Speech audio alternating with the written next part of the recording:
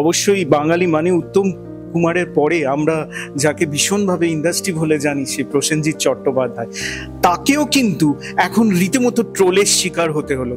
কেননা সে বাংলা কথাটা কে সামান্য হলেও বলেছে যে একটা ন্যাশনাল প্ল্যাটফর্মে, সেটা নিয়ে তুমি কি বলবে এটা নিয়ে?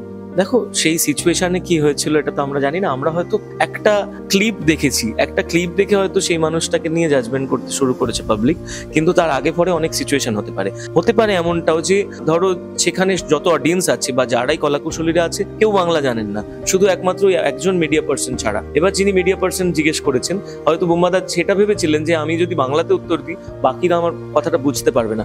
আসলে আমাদের এটাই বুঝতে হবে যে সে তো আমাদের বাংলার রিপ্রেজেন্টেটিভ হিসেবেই সেখানে গেছেন, সে তো বাইরে থেকে এসে বাংলাকে নিয়ে হঠাৎ করে বলছেন না, তিনি আমাদের বাংলার মানুষ। বোম্বাদা যখন ধরো আমরা তাকে এত শ্রদ্ধা করি, তিনি ইন্ডাস্ট্রিটাকে যেভাবে এগিয়ে নিয়ে যাচ্ছেন বা তার যা অবদান আছে সেটাকে তো কখনোই আমরা অস্বীকার করতে পারি না। এবং আমি যদিও ছবির ইন্ডাস্ট্রি থেকে অনেকটা দূরে, আমি তাদের ফ্যান, আমি বিং আ ফ্যান, আমার মনে হয়েছে যে সবারই ভেবে দেখা উচিত ওই সিচুয়েশনটা নিয়ে যারা বোম্বাদাকে নিয়ে বলছেন।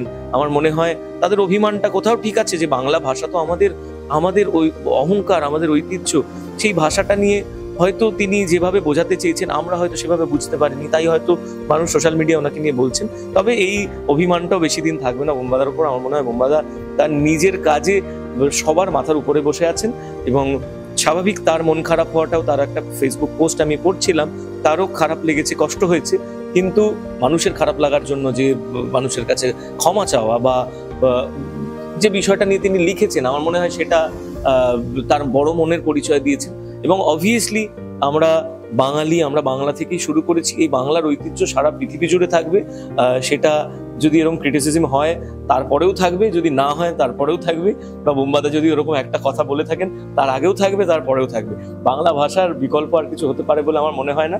বাংলা সবসময় আমাদের ভাষা, আমাদের ঐতিহ্য, আমাদের অহংকার। একদম। আমার শেষ প্রশ্ন না, আমার মানে মনের দুঃখ, এবং শহর কলকাতার মন ভালো নেই।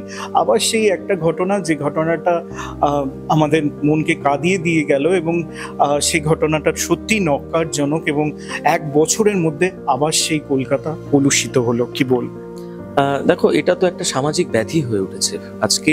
সত্যি এই ধরনের যারা নৃশংস কাজকর্ম করছে তাদের তো মানুষ বলে গণ্য করা যায় না, তাদের পশুই বলতে হবে। তো এই সমস্ত পশু সুলভ আচরণকারী যে সমস্ত মানুষ, তাদের এমন দৃষ্টান্তমূলক শাস্তি চাই যাতে মানুষের মনে ভয় সৃষ্টি হয়, মানুষ যেন এই ধরনের কর্মকাণ্ড করার আগে দ্বিতীয়বার ভাবেন।